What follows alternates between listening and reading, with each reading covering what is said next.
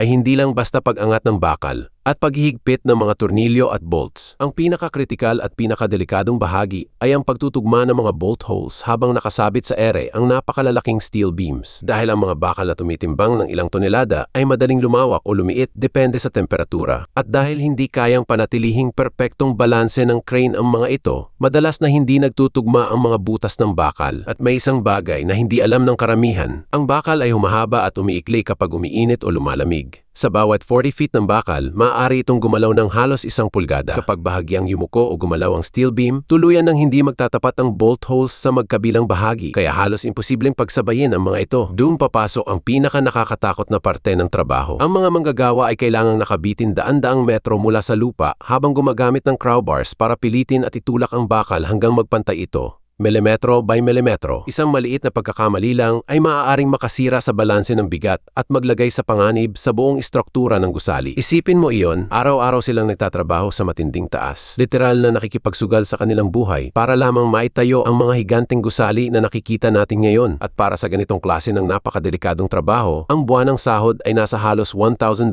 lamang. Ikaw, papayag ka bang gawin ang trabahong ito? Salamat sa panonood. Mag-comment ka kung taga saan ka. Gusto kong malaman kung hanggang saan na nakarating ang video na ito.